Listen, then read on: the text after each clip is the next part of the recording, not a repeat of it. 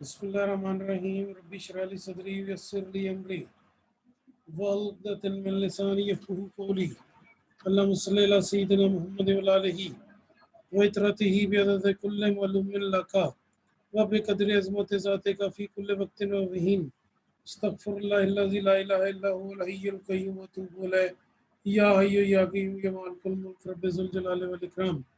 Dear class, आज हमने बात करनी है प्रोजेक्ट मैनेजमेंट के चैप्टर 7 से मुतल्लक, जिसमें we will be discussing the managing risk policy by the organization. Okay, when we are starting a project, then there are various stages for formation, for planning, and for other things else. Lekin now we have to tackle it up according to our uh, what are various risks involved in the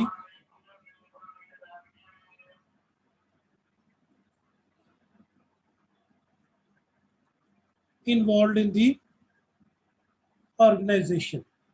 This stage started from introduction, then there were other things as well. पहले हमने देखा कि introduction क्या है, फिर उसके बाद strategy, फिर उसके बाद थर्ड ऑर्गेनाइजेशन, फिर प्रोजेक्ट की डेफिनेशन, फिर एस्टीमेट, फिर प्रोजेक्ट के नेटवर्क्स। आज हमारा जो सबसे इम्पोर्टेंट टॉपिक है which we are going to discuss is managing risk. How the risk can be reduced, how the risk can be eroded, how the risk can be tackle, क्या तरीका car इख्तियार किया जाएगा रिस्क को cover करने के लिए, क्या हमारे पास सिचुएशन है, किस तरह ऑर्गेनाइजेशन में रिस्क आर ऑलवेज देयर। जब भी आप बिजनेस शुरू करते हैं रिस्क होता है, risk of non selling, risk of destruction, risk जितने भी रिस्क इन्वॉल्व है उनको आपने मैनेज कैसे करना है। रिस्क क्या होता है? Risk uncertainty. मैं किसी से पूछता हूँ कि व्हाट इज रिस्क, वो कहता है एनीथिंग व्हिच इज अनसर्टन। जो भी चीज अनसर्टन है वो आपके लिए रिस्क है। Uncertain, out of your control जो भी चीज है वो जिसको ओवरकम करने के लिए आपके पास कोई प्लानिंग नहीं है, जो पहले फोर्स से ही नहीं की जा सकती, इस तरह की सारी सूरत हाल, उसको हम रिस्क में कन्वर्ट करते हैं, रिस्क सारा कुछ कहते हैं। रिस्क मीन अनसर्टन और chance event that planning can not overcome और कंट्रोल। कोई भी ऐसी चीज जिसे हम प्लानिंग के जरिए ना कम ओवरकम कर सके, ना उसे कंट्रोल कर सके, इसको हम रिस्क कहते हैं। इसकी मैनेजमेंट कैसे होती है, इसको कैसे मैनेज किया जाता है? Risk management a proactive attempt to recognize and manage internal event and external threat that affect the likelihood of a project successes। जो भी एक प्रोजेक्ट की सक्सेस को के लिए किसी भी किस्म की रुकावट बनता है, थ्रेट बनता है, वो हमारे लिए चाहे इंटरनली हो चाहे एक्सटर्नली हो, वो रिस्क है, उसे रिकॉग्नाइज करना ज़रूरी है और उसके बाद उसको टैकल करना ज़रूरी है, उसे मैनेज करना ज़रूरी है। और if there is a problem of destruction, तो फिर आपको इसी में कवर करना है। ये नहीं है कि आप उस काम को ही छोड़ दें, it is not possible. Risk को कैसे देखते हैं? व्हाट कैन गो रॉन्ग, एक इवेंट आप इन ऑर्गेनाइज कर रहे हैं उसमें क्या चीज़ गलत हो सकती है, वो सारा कुछ रिस्क है। Number two, how to minimize the risk in event impact consequences. आप रिस्क के इवेंट को कैसे कम कर सकते हैं, इम्पैक्ट को कैसे कम कर सकते हैं। जैसा कि अभी हम अब देखिए बिल्डिंग बना रहे हैं या एक सॉफ्टवेयर बना रहे हैं, वो एक स्टेज के ऊपर हमारे लिए प्रॉब्लम बन जाती है, या हमें एनओसी नहीं मिल पाता, या हमारे लिए कोई इस तरह की है कि वहाँ से ज़मीन जो है वो प्रॉब्लम कर जाती है, या हमारी जो स्ट्रक्चर था उसमें प्रॉब्लम आ जाती है, या हमारी सप्लाई में प्रॉब्लम आ जाती है, या हमारी लेबर वो काम करने को तैयार नहीं, या और रिस्क बहुत ज़्यादा है, या कोई इस तरह की ह्यूमिडिफिकेशन है, या इस तरह की कोई बारिश है, रेनी सीजन है। तो इस रिस्क को आपने टैकल कैसे करना है और इसके कॉन्सिक्वेंसेज क्या होंगे। एक बात मैं आपको बता दूं कि there is a limited budget with us. हमारे पास को बहुत ज़्यादा पैसे नहीं होते, प्रोजेक्ट में लिमिटेड बजट है, उसी के मुताबिक आपने काम करना है। What can be done before N event अकर, आपने इसको एंटिसिपेट करना है, इसको एंटिसिपेट कीजिए। जिस तरह के आप नॉर्दर्न एरियाज में ट्रेवल करते हैं तो आपको पता होता है कि वहाँ पर हाइकिंग के दौरान या वहाँ पर रोड के दौरान ये किसी किस्म की भी जो है रोड ब्लॉकिंग का मसला आ सकता है, वहाँ पर कोई किस्म की ये हो सकती है हाइकिंग, ये इस तरह का प्रॉब्लम हो सकता है, या मिट्टी का कोई तोता गिर सकता है, या कोई और प्रॉब्लम आ सकती है, रोड्स बंद हो सकती हैं, और कई मसाइल हैं। उन सारी चीज़ों की, या खुदा ना खास्ता लॉस ऑफ प्रॉपर्टी, या लॉस ऑफ अल्लाह ना करे लॉस ऑफ लाइफ हो सकता है। तो ये सारी चीज़ें आप पहले प्लान करके एंटिसिपेट करके चलते हैं। What to do when an event occur, अब अगर हमारी तो यही रिक्वेस्ट होती है कि फोर्सिंग कि ये ऐसा इवेंट हमारे लिए ना हो, लेकिन अगर अब हो गया है तो इसको कंट्रोल आपने कैसे करना है, इस कॉन्टीजेंसी आपके पास क्या है। हम इसको ड्रॉ करते हैं यहाँ पर कि कितना खर्चा हमारे पास आता है। एक तरफ ये है कि हमने अपनी प्लानिंग डिफाइन की, और जब हम प्लानिंग कर रहे होते हैं तो दो स्टेजेस हैं, या लो रिस्क होगा या हाई रिस्क होगा, या लो रिस्क होगा या हाई रिस्क होगा। शुरू करने में तो लो रिस्क होता है, फिर आहिस्ता आहिस्ता आहिस्ता आहिस्ता एक्सपेंस के साथ, कॉस्ट के साथ साथ ये इंक्रीज करता जाता है, ये इंक्रीज करता आपको नजर आ रहा है। और इसी तरह जब आप काम का स्टार्ट करते हैं तो हो सकता है इब्तिदा में कोई मसाइल आ जाए।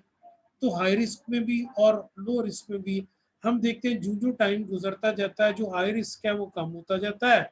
और दो तरह के रिस्क होंगे ना, एक लो रिस्क जो आहिस्ता आहिस्ता बढ़ता जाएगा कि ये प्रोजेक्ट मुकम्मल ही नहीं हो पाएगा, ये भी एक रिस्क है। या एक ये है कि इसकी इब्तिदा में कोई ऐसी प्रॉब्लम्स आ जाएंगी। अब चूंकि स्टार्टिंग में कोई ऐसा प्रॉब्लम नहीं आया, आहिस्ता आहिस्ता आहिस्ता आहिस्ता वो नीचे आता जा रहा है। जहाँ पर ये दोनों रिस्क आपस में एक दूसरे को कांटेक्ट करेंगे, वो हमारी रिस्क की कॉस्ट है। और अल्टीमेटली जो हाई रिस्क होगा डिलीवरी के साथ ही वो खत्म हो जाएगा, और जो कॉस्ट का रिस्क है वो इसके साथ साथ ही बढ़ना शुरू कर देता है। अब रिस्क मैनेजमेंट आप कैसे, क्या इसके बेनिफिट हैं। अगर आप इस चीज़ को नहीं इनकॉर्पोरेट करते अपने सारी प्लानिंग में, तो आपके लिए बहुत ज़्यादा मसाइल है। A proactive rather than reactive approach, proactive और की बजाय आपने रिएक्टिव अप्रोच करनी है। रिएक्टिव का मतलब है कि जब ये सिचुएशन अराइज कर जाएगी, जब ये हालात पैदा हो जाएंगे, जब इस तरह की सिचुएशन आ जाएगी, तो फिर अब आप क्या करेंगे, फिर अब आपने इसको कैसे टैकल करना है। अगर ये मसाइल दरपेश आ ही गए हैं, अगर ये रिस्क हमारा राइज कर ही गया, तो अब इसने आपने इस रिस्क को कैसे कवर करना है। नंबर टू, इसके लिए इसको रिड्यूस करने के कुछ पॉजिटिव इफेक्ट होंगे, कुछ नेगेटिव इफेक्ट होंगे। जो पॉजिटिव इफेक्ट है वो तो जाहिर है कि इस तरह की सूरत हाल में मेरे को अपीयरेंस में नहीं आते, लेकिन जो नेगेटिव कॉन्सिक्वेंसेज है कि प्रोजेक्ट डिले हो गया या कोई और प्रॉब्लम आ गया, तो फिक्स कॉस्ट में अब उसको कैसे टैकल करें, कैसे कवर अप करें, ये सारा काम आपने बिफोर स्टार्टिंग द प्रोजेक्ट अपनी प्लानिंग में शामिल करना है। Prepare the project manager to take advantages of the appropriate risk. अब इसमें हमारे पास इसीलिए हम plan A, plan B and plan C and D करते हैं कि अगर खुदा ना खास्ता ये प्लान ए हमारा फेल होता है रिस्क में, तो फिर रिस्क को कवर करते हुए प्लान बी के ऊपर अमल दरामद किया जाएगा। अगर प्लान बी जो है वो नहीं हमारा कवर अप होता होता है, ए भी फेल होता है, बी भी फेल होता है, तो सी क्या होगा, provide better control over the future. अगर आपके पास एक दो तीन ऑप्शन है, अगर आपने लाहौर पहुंचना है और लाहौर पहुंचने में आपने फैसलाबाद लाहौर मोटरवे सेलेक्ट की है, तो अगर खुदा ना खास्ता मोटरवे बंद है तो फिर आप जीटी रोड देखेंगे। अगर जीटी रोड बंद है तो आप जड़ावाला वाला वाया देख लेंगे, वो वाली मोटरवे। अगर वो बंद है तो आप जड़ावाला इंटरनल रास्ता देखेंगे, वो रास्ता है। तो आप फिर ऊपर से बहुत ही पहुंचना इमरजेंसी है, तो फिर आप ओकाड़ा वाला रूट ट्रेवल कर सकते हैं। तो जो बेटर अपॉर्चुनिटी आपके पास हो सकती है वो सारी की सारी अपने मद्देनजर रखनी है। Improve chances of reaching project performance objective with in budget and on time. असल चीज़ इंपॉर्टेंट ये है कि आप अपने बजट के अंदर ये सारी चीज़ कवर करना चाहते हैं, उसके अंदर रहते हुए ये सारा काम आपने सर अंजाम देना है, उससे आप बाहर नहीं निकल सकते। अगर आप बाहर जा रहे हैं तो फिर ज़्यादा टाइम में प्रॉब्लम है। अब इसमें रिस्क मैनेजमेंट का प्रोसेस स्टार्ट कैसे होता है, किस तरह आप रिस्क मैनेजमेंट सारी कवर करते हैं। सबसे पहले रिस्क आइडेंटिफिकेशन। क्या आपने रिस्क को आइडेंटिफाई करना है, आपने रिस्क को आइडेंटिफाई करना है कि ये प्रॉब्लम होगा। जब आप रिस्क आइडेंटिफाई कर लेती हैं, तो नंबर टू फिर रिस्क की असेसमेंट की, इसके साथ नुकसान क्या होगा, फिर आपका रिस्पॉन्स कैसा है और इसको कंट्रोल आप कैसे कर सकते हैं। ये चारों सिचुएशन आपने लिखनी है। Risk identification, analyze the project to identify the source of risk.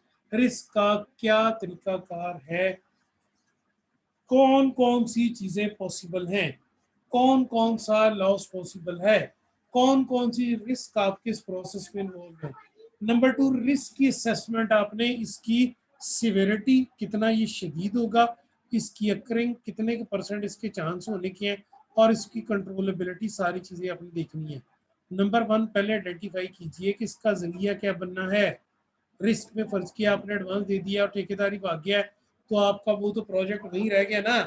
अगर आपकी लेबर ही पैसे लेकर चली गई है तो फिर तो प्रॉब्लम हो गया, या लेबर रेडी टू वर्क नहीं है तो प्रॉब्लम हो गया। गवर्नमेंट ने कोई stay order high court supreme court ने दे दिया, जैसे कि आजकल हर चीज़ पे स्टे ऑर्डर दी जा रहे हैं, हर चीज़ पे स्टे ऑर्डर दी जा रहे हैं, हर चीज़ पे स्टे ऑर्डर दी जा रहे हैं, तो उनको अंदाज़ा नहीं है कि यार ये जो प्रोजेक्ट होते हैं इनको कैसा में होगा। जैसा कि आप डी ग्राउंड में जाते हैं तो आपने देखा है कि डी ग्राउंड टेक्निकल मस्जिद के सामने जब आप क्लास 10 में थे तो भी एक प्रोजेक्ट वैसे ही बंद खड़ा था, और एक प्रोजेक्ट वो अभी भी बंद है, उस पर स्टे हुआ है, वो प्रोजेक्ट आगे नहीं चल रहा है। इसी तरह छोटी डी ग्राउंड में भी, इसी तरह शहर के मुख्तलिफ इलाकों में बड़े बड़े प्रोजेक्ट जो है बंद पड़े हुए हैं, असेस नहीं किया गया था रिस्क को। इसके बाद आपने इसका रिस्पॉन्स देखना है, develop strategy to reduce the possible damage. अब अगर वो स्टे ऑर्डर हो गया या कोई फिजिकल लॉस हो गया या कोई प्रॉपर्टी का लॉस हो गया या कोई मनी लॉस हो गया, तो अब अपने इसको डैमेज को कैसे कंट्रोल करना है, कम उसको कीजिए। आपने देखा कि उस दिन पिछले से पिछले रमजान में हरम पाक में वो शायद लगी हुई क्रेन थी, वो क्रेन पूरी की पूरी हरम पाक के एक हिस्से पे आग गिरी, और जिसमें बहुत सारे लोग रोजादार जो थे वो शहीद हो गए, और सफा मरवा वाले हिस्से पे वो गिरी, और उसके बाद प्रॉब्लम आ गई। उसके बाद है रिस्पॉन्स कंट्रोल। रिस्पॉन्स कंट्रोल आपका कैसा होना चाहिए, इसको अपने कैसे करना है, इम्प्लीमेंट रिस्क स्ट्रेटेजी। आप एक रिस्क की स्ट्रेटेजी बनाएं, आप मॉनिटर करें प्लान को, आप इसके बाद चेंज मैनेजमेंट को ध्यान में रखते हुए सारे के सारे प्रोसेस को कंटिन्यू करें। अच्छा, जिसके बाद आता है रिस्क आइडेंटिफिकेशन। जैसा मैंने भी बताया कि एक लिस्ट जनरेट करें जिसमें कौन कौन से रिस्क पॉसिबल है, मैक्रो माइक्रो स्पेसिफिक इवेंट। उसके बाद आप रिस्क असेसमेंट कीजिए, सिनेरियो को देखें, प्रोबेबिलिटीज क्या है, इम्पैक्ट क्या है। इसमें स्टैटिस्टिक्स की मदद से देख लें कि अगर आप स्टैटिस्टिक्स की मदद में आपके पास दो, एक वो जो होती है प्लेइंग कार्ड में आप देखते हैं कि 4 ए हैं, तो टोटल पते होते हैं आपके 52। मैं आपसे पॉसिबिलिटी पूछता हूँ कि what is the chance of drawing an A, कि ए ड्रा करने का, ये वाला जो ए है इसको ड्रा करने का 52 पत्तों में से कितना चांस है। तो आप मुझे बताते हैं कि सर जी ये 4 ए हैं, तो 4/52, तो मतलब है कि 1/13 रिस्क है, ये 1/13 चांस है, 1/13। तो ये सिचुएशन, इसी तरह आप स्टैट की मदद से ये सारे के सारे रिस्क कैलकुलेट कर सकते हैं। इसमें कोई प्रॉब्लम नहीं है, इसमें जो भी आप चाहें, जिस तरह आप चाहें आप इसको कैरी ऑन कर सकते हैं। आजकल बड़े बड़े टेक्निक्स आ गई हैं रिस्क कवरेज को, लीवरेज को मेजर करने की, और हर चीज़ आप इसकी मदद से चेक कर सकते हैं। अच्छा, जिसके बाद डिसीजन ट्री बना लें, नेट प्रेजेंट वैल्यू निकाल लें, वो सारी चीज़ें हम पहले डिस्कस कर चुके हैं। अब प्रोजेक्ट में ये जो रिस्क होगा इसको अगर आप शामिल नहीं करते, तो एक बात मैं आपको क्लियर कर दूं कि you will be failing in some of the, इधर इन द पीक और एट द मिड, कि या मिड पे या फिर पीक पे आपकी फेलियर जो होगी वो आपके साथ होगी। तो इसमें जो चीज़ आपने मद्देनज़र रखनी है वो ये है कि हर चीज़ में एक ना एक फ्लॉ होता है।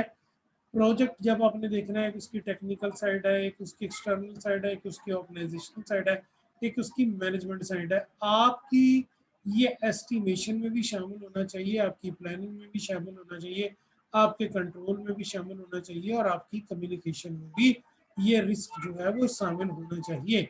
इसको जब आप मैनेजमेंट में शामिल करेंगे तो फिर ये ऑर्गेनाइजेशन भी इसको मद्देनजर रखेगी, इसके लिए फंडिंग देगी, इसके लिए एक्सटर्नल प्रॉब्लम जो है उनको भी मद्देनजर, अगर स्टे ऑर्डर हो जाता है तो बेस्ट वकील का बंदोबस्त करें।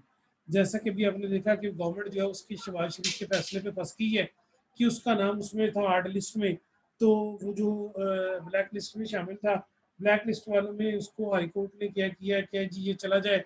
अब हम इसको जज्बाती देख रहे हैं कि जनाब ये हाई कोर्ट शायद पता नहीं शहबाज शरीफ के साथ मिली हुई है, लेकिन आप एक चीज़ को ऐसे भी तो देखें ना कि कोई चीज़ जब नैब वहाँ कह रही है इसके खिलाफ कोई सबूत नहीं है, ना कोई टीटी इस पे है, तो ये स्टेटमेंट जजों ने मुंह से पकड़ के उसको रिलीफ दे दिया।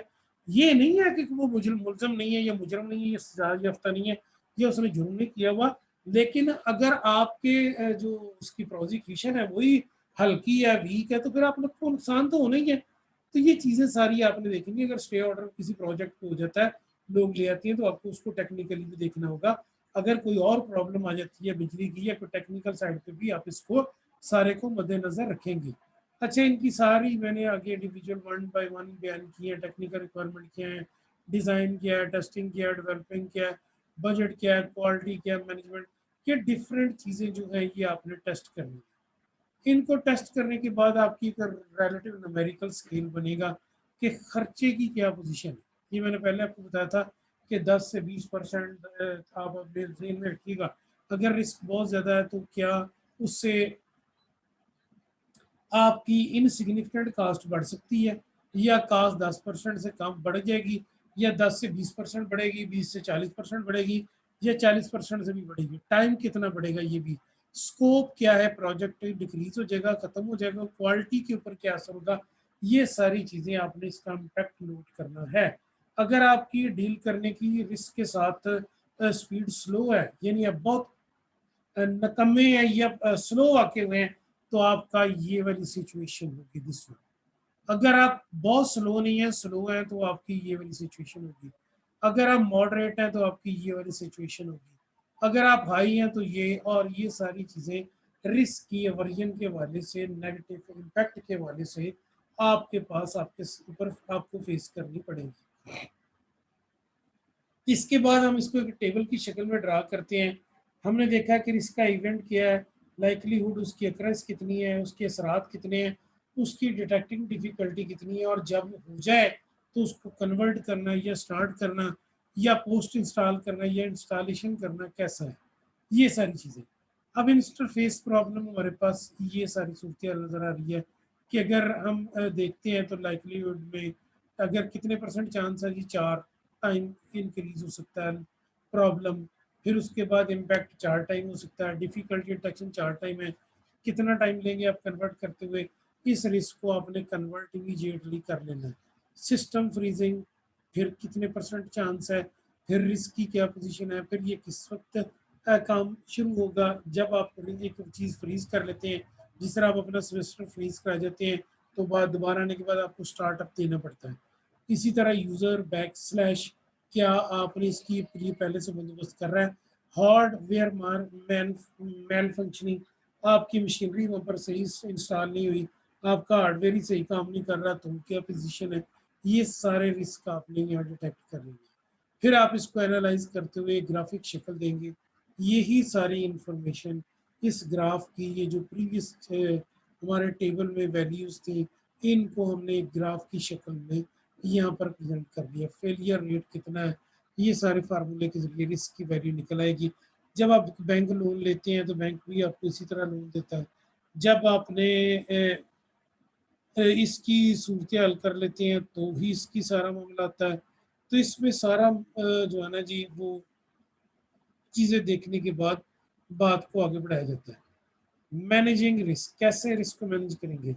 मिटिगेटिंग रिस्क, कैसे रिस्क आपका रिड्यूस हो जाएगा, ये स्टेज।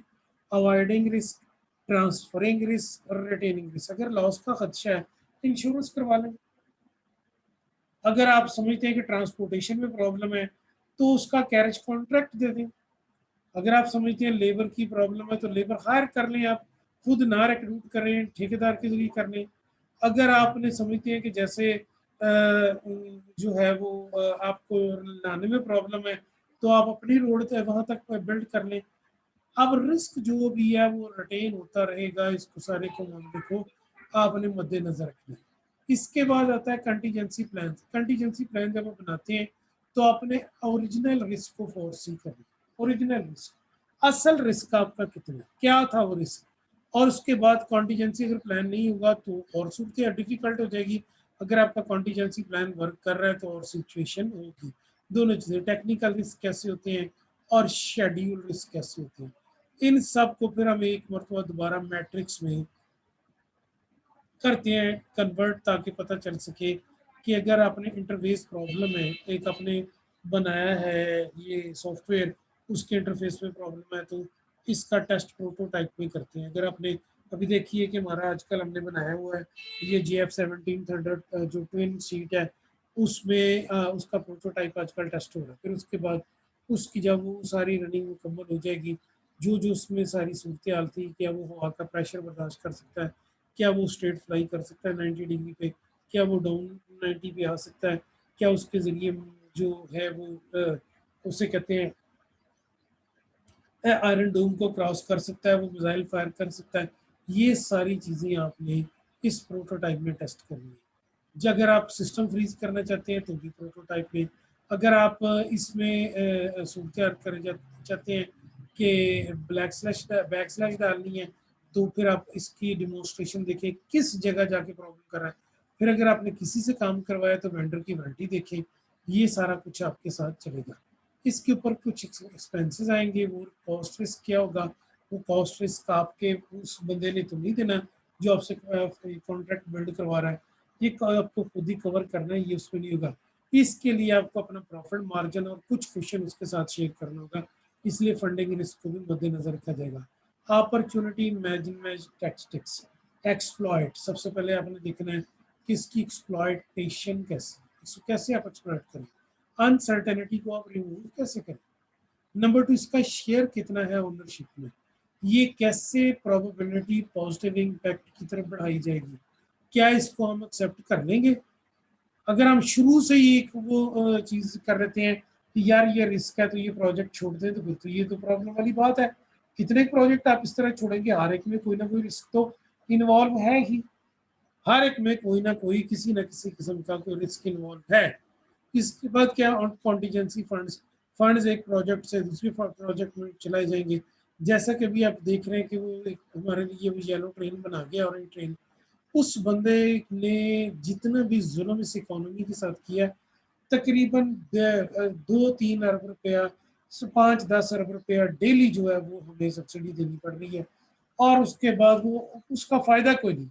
आपने देखा कि अस्पताल अगर बन जाते, ना बनते अस्पताल, इन्हीं अस्पतालों को डबल कर देते, मेडिकल कॉलेज डबल कर देते, तो लेकिन चूंकि वो इकोनॉमी का नुकसान ही गंजा ब्रदर इतना कर गए हैं कि अब उनकी इकोनॉमी के नुकसान के बाद वो कहते हैं कि हम ही इसे ठीक करेंगे और हम इसकी फिर लूटमार की तरफ हमारा काम आ जाएगा, इसीलिए बड़ा गंजा मुल्क से फरार होकर वहां बैठा हुआ है। और जो मुल्क वो सब खराब करने वाला वो साहबदार था, उसके बच्चे के 67 मंजिला और 80 मंजिला ट्विल टावर्स हैं, वो मैंने आपको पहले भी बताया था। उसमें दुबई में 67 के 80 मंथ स्टोरीज हैं, वो दोनों एक दूसरे को देख रहे हैं। फिश आई टावर कहलाते हैं, सबसे महंगी रोड है, अमार रोड्स और कैलिफ के पास करके उनका वो सारा है। और उसके बाद सब दुनिया की सबसे महंगी गाड़ी लैम्बोर्गिनी उसने अपने रखी हुई है, 8 करोड़ 20 9 10 15 करोड़ की। और नवाज शरीफ की बच्ची के साथ उसकी शादी हुई है और वो मौजे कर रहे हैं, अपनी प्रॉपर्टी को वहाँ एंजॉय कर रहे हैं, और यहाँ पर लोग मर रहे हैं। इसके लोगों को अस्पतालों में भी, मैंने आज खुद कोविड-19 का इंजेक्शन लगाना था तो मैंने एक बंदे से बात की, तो उसने मुझे कहा सर रश बहुत ज़्यादा है, आप वेट करें, जैसे ही रश कम होता है फिर मैं आपको दिखता हूँ। लेकिन अभी तक मुझे वो जो मैसेज आया हुआ है, हफ्ता हुआ मैं लगवाने नहीं जा सका। उसके बाद टाइम बफर, टाइम कितना होगा, टाइम की प्लानिंग क्या होगी, यही अगर गवर्नमेंट हमारी वो पुरानी जो हॉस्पिटल बना जाती, कोई मेडिकल कॉलेज बना जाती, कोई इंजीनियरिंग यूनिवर्सिटी बना जाती, कोई टेक्निकल इंस्टीट्यूट बना जाती, कोई और टेक्निकल काम कर जाती, तो हम सारे लोग जो थे वो यहाँ पर बेहतरी की तरफ जा सकते थे। यही मोबाइल फ़ोन बनते, यहीं पर लैपटॉप बनते, यहीं पर जनाब सारी चीज़ स्त्रियाँ बनती, यहीं पर टीवी बनते, यही सारा काम होता, तो हमें चाइना से कोई चीज़ लेने की ज़रूरत ही नहीं थी। लेकिन ये कि वो गंजा ब्रदर मुल्क को बर्बाद करके चले गए, और रही सही कसर खान साहब की अहमक टीम ने निकाल दी है। खान साहब कहता है जी मैं ब्यूटीफुल आदमी हूँ लेकिन टीम अहमक है, वो उसको एस्टिमेट नहीं कर सकी। अच्छा जी, इसके बाद एक्टिविटी और उसके बाद इसकी एक्सपेंसेस की रफ सी हमने बजटिंग की, एस्टिमेशन की। इसके बाद आता है रिस्क रिस्पॉन्स कंट्रोल। रिस्पॉन्स आप कैसा दे रहे हैं, risk control, execution of the risk response strategy, कि अगर अब आपका रिस्क का अराइज कर ही आया है, अगर आपको रिस्क को सारे का सारा सामने आ ही गया है, तो अब आप इसको कैसे कंट्रोल करेंगे, आपके पास क्या स्ट्रेटजी है, आपने इसको कैसे देखना है, कैसे कवर अप होगा। इसके लिए वो कहता है मॉनिटरिंग बड़ी स्ट्रांग होनी चाहिए, कंटीजेंसी प्लान जो है वो शुरू कर दें, वॉचिंग जो है नहीं रिस्क की बड़ी ज़रूरी है। उसके बाद वो कहते हैं कि एस्टेब्लिश ए चेन सिस्टम मैनेजमेंट। अगर एक चीज़ मॉनिटर से आपको समझ आ गया कि यहाँ रिस्क है तो उसको ट्रैक करें, उसकी रिपोर्टिंग करें। Foster and opening organization environment, आप ऐसा ऑर्गेनाइजेशन की जिसको फोस्टरिंग कहते हैं, जाग लगाना है, ऐसे सिस्टम को एमर्ज करें कि जो चीज़ आपके सामने आए उसको हम टैकल करने की पोजीशन में, और रिपीटिंग रिस्क आइडेंटिफिकेशन, बार बार इसकी एक्सरसाइजें करें, बार बार एक्सरसाइजें करें। और उसके बाद साइनिंग एंड डॉक्यूमेंटिंग की रिस्पॉन्सिबिलिटी, जो रिस्क डिपार्टमेंट है उसकी ये रिस्पॉन्सिबिलिटी बताएं कि ये करना है। बार बार सुबह मैं जितनी भी सेलुलर फ़ोन कंपनीज हैं उनके जो ऑपरेशनल हेड्स होते हैं वो सुबह सबसे पहले अपने सेल मैनेजर और ऑपरेशन मैनेजर के साथ 2 घंटे की मीटिंग करते हैं।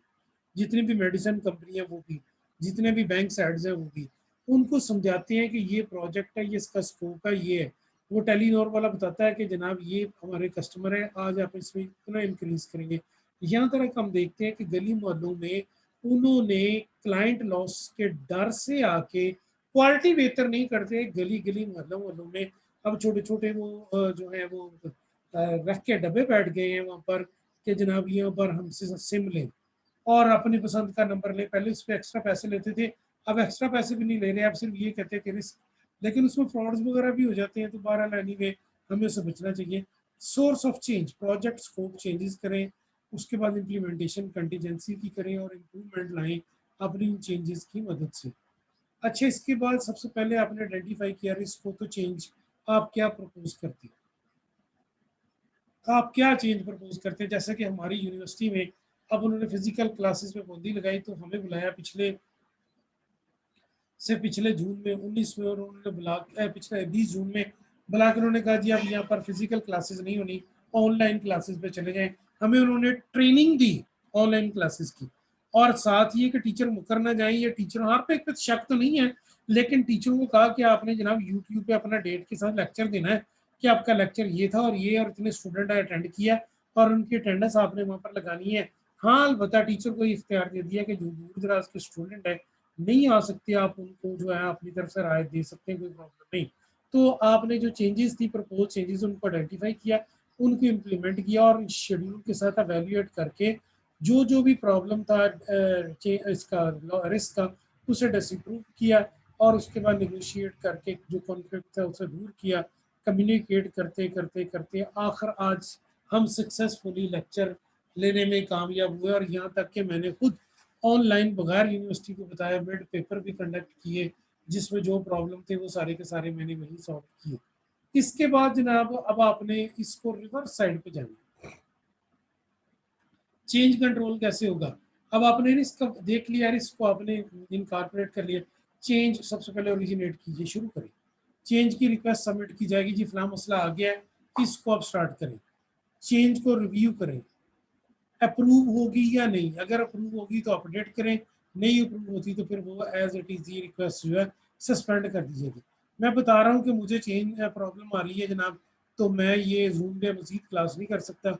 उन्होंने मुझे फौरी कहा कि आपकी ये चेंज डिसअप्रूव है, आप गूगल क्लासरूम पे या किसी और पे कर लें, लेकिन क्लास बहरहाल ऑनलाइन है, फिजिकल नहीं होगी, मेरी चेंज डिसअप्रूव होगी। मैंने उन्हें कहा जी ये मैं गूगल क्लासरूम पे नहीं कर सकता, तो मेरी चेंज को उन्होंने अप्रूव किया, और उन्होंने कहा जी जूम पे आप ले लें और अपना लेक्चर रिकॉर्ड करके स्टूडेंट को भी भेजें।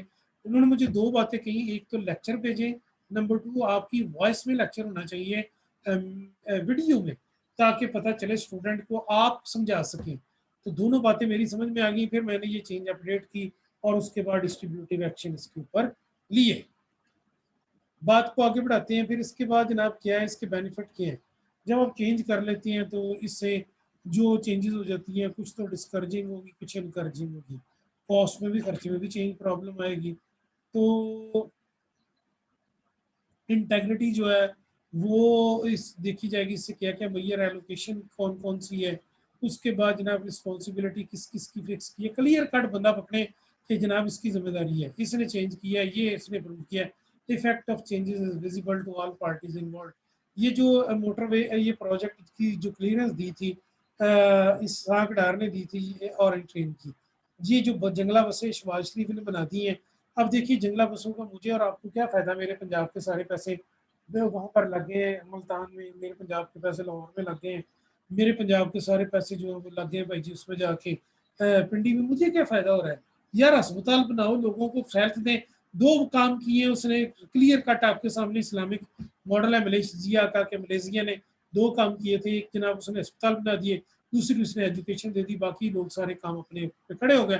तंदुरुस्ती है तो हॉस्पिटल पे जाएं। अब गवर्नमेंट जो है उसको चाहिए, ये जो इमरान खान है, कि जिस तरह उसने खैबर केपी में तमाम लोगों को हेल्थ कार्ड दे दिए, यहाँ पर भी दे दें। बीमारियों से तो जान छूटे ना, तो अब तो कोई माई बाबा बच ही नहीं रहा और जवान भी नहीं बच रहा। तो इससे सारी चीजें देखें, इसको को आपने मैनेज करना है किस तरह, तो ये चेंजेस आपकी आनी चाहिए। अच्छा, इसके बाद एक रिक्वेस्ट फॉर्म है, ये एक टेक्निकल चीजें होती हैं कि आप चेंज के लिए रिक्वेस्ट करते हैं, उसकी फिर अप्रूवल होती है, ये कितना खर्चा आता है, क्या सारा कुछ है, ये चेंज फॉर्म आपने वहाँ से देखना, डाउनलोड करना है। इसके बाद फिर इसको आप कंप्यूटर में अपडेट करते हैं, इसकी बनती है SIR, रिक्वेस्ट चेंज रिपोर्ट से SIR कहते हैं। इंस्पेक्शन रिपोर्ट ये बनती है, आपने देखना है कि ये अप्रूव हुई है या नहीं। ये एक एग्जाम्पल है आपके सामने। अच्छा जी, की टर्म्स जो यहाँ पर यूज की गई हैं वो कौन कौन सी हैं? अवॉइडिंग रिस्क है, इन चीज़ों को गौर से देखिएगा भाई, ये चीज़ें बड़ी इंपॉर्टेंट हैं और आपके MCQs में ये हो सकती हैं। अवॉइडिंग रिस्क कैसे हैं, बजट रिजर्व क्या है, चेंज मैनेजमेंट क्या है, उनसे सूरत हाल हो सकती हैं।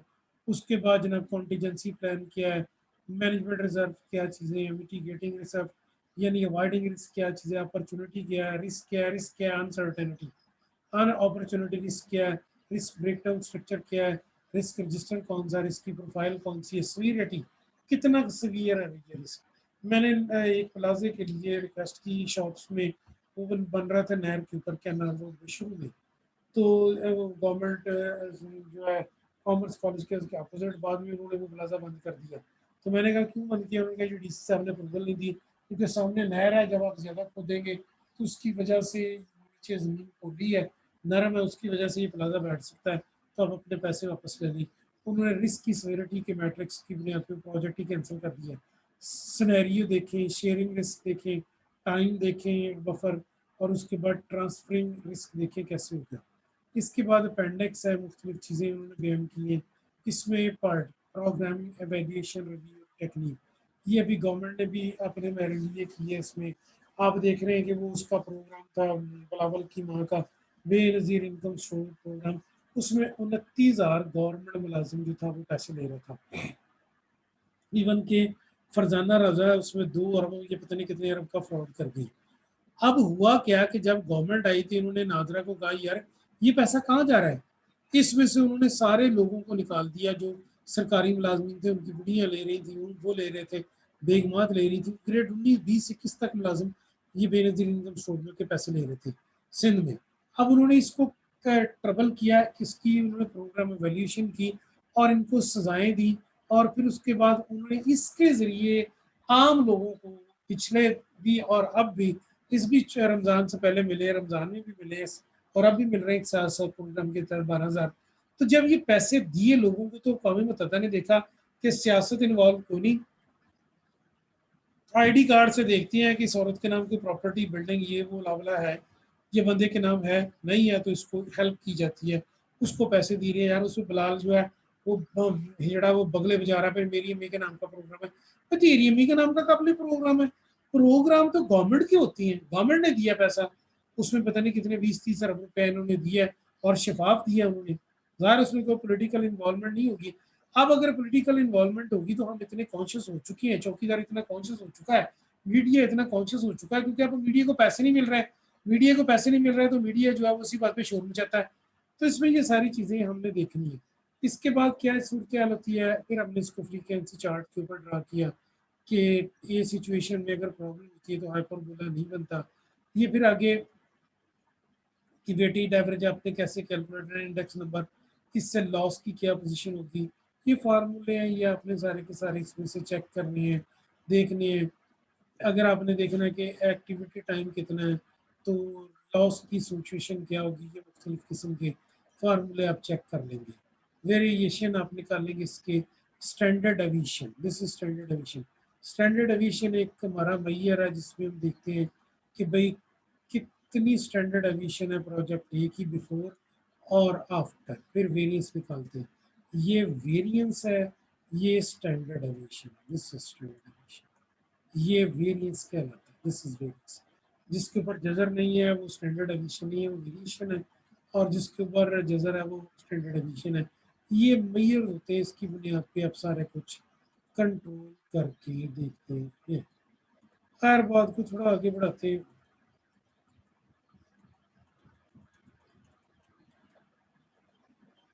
अच्छा जी, आगे क्या जी, नेक्स्ट हमारे पास आता है जी फिर आपने इस एक्टिविटी को देखा, इसकी टी वैल्यू निकाली, मीडियन निकाला, मोड निकाला, स्टैंडर्ड एविएशन निकाली। उसके बाद जी टेस्ट होता है एक चीज़ की मेजर करने के लिए। अगर आपका सैंपल साइज कोई 20 से कम है तो आप जी वैल्यू मालूम करते हैं, जी टेस्ट की क्रिटिकल पार्टी वैल्यूज़ मालूम की जाती हैं। ये स्टैट की आइटम्स हैं, फिलहाल मैं यहाँ आपके साथ शेयर नहीं कर रहा। फिर आप अपना इसको हाइपोथेटिकली ड्रॉ करते हैं, चूँकि ये चीज़ें हैं उसमें सप्लीमेंट्स में, इनका एग्जाम से तो कोई ताल्लुक नहीं, लेकिन ये सारी चीज़ें आपने पढ़नी है, देखनी है। तो इसमें ये चीज़ें क्या क्या प्रोबेबिलिटीज़ हैं, क्या क्या सारी सूरत है, ये सब कुछ आपने इसके अंदर देख के आना है। तो जब हम बात कर रहे थे कि भाई रिस्क क्या चीज़ है, रिस्क को कैसे आप मेजर करते हैं, रिस्क की क्या सूरत हाल है, रिस्क कैसे मेजर किया जाता है, रिस्क के पार्टिसिपेंट्स कौन है, रिस्क की कौन कौन सी चीज़ें हैं, तो ये सारी चीज़ें आपने यहाँ पर मद्देनज़र रखनी है। आज की क्लास में ये सारा हमारा टॉपिक है, रिस्क की मेजरमेंट कैसे करनी है, रिस्क की सूरत हाल क्या है, रिस्क की वैल्यूएशन कैसे है, मैनेजमेंट कैसे है, सारी चीज़ें आपने ज़हन में रखनी है। इससे ज़्यादा मैं ये रिकॉर्ड करने की इजाज़त नहीं देता है। Thank you so much, God bless you.